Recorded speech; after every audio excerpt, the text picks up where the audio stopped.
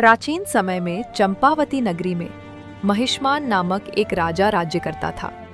उसके 4 बेटे थे।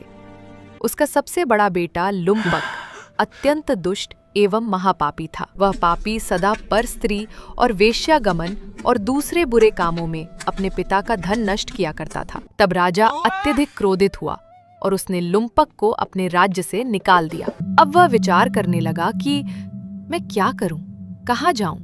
अंत में उसने रात को अपने पिता के राज्य में ही चोरी करने का निश्चय किया। वह दिन में राज्य से बाहर निवास करने लगा और रात में अपने पिता की नगरी में जाकर चोरी और अन्य पाप कर्म करने लगा। कहते हैं कि कभी कभी अज्ञानतावश प्राणी ईश्वर की कृपा का पात्र बन जाता है। ऐसा ही कुछ लुम्पक के साथ भी हुआ।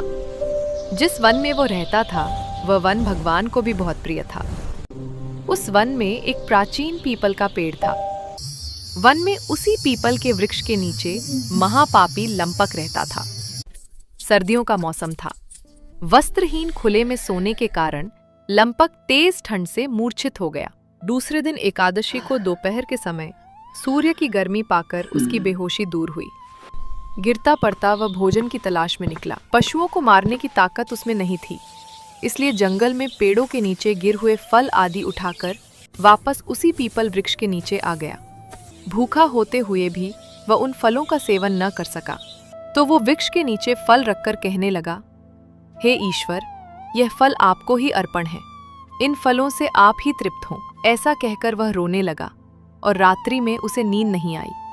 वह रात भर रोता रहा। इस प्रकार उस पापी से अज्ञानतावश ही एकादशी का उपवास भी हो गया। उस महापापी के इस उपवास और रात्रि जागरण से भगवान श्री हरि अत्यंत प्रसन्न हुए और उसके सभी पाप नष्ट हो गए। प्रातःकाल होते ही एक घोड़ा लुम्पक के सामने आकर खड़ा हो गया। उसी समय आकाशवाणी हुई, हे युवराज, भगवान नारायण के प्रभाव से तेरे सभी पाप नष्ट हो गए हैं। अब तू अपने पिता के समीप जाकर राज्य प्राप्त कर। आकाशवाणी को सुनकर लुम्पक अत्यंत प्रसन्न होते हुए बोला, हे प्रभु, आपकी जय हो। ऐसा कहकर उसने सुंदर वस्त्र धारण किए। उसके बाद वो अपने पिता से मिलने गया। पिता के पास पहुंचकर उसने पूरी कहानी सुनाई।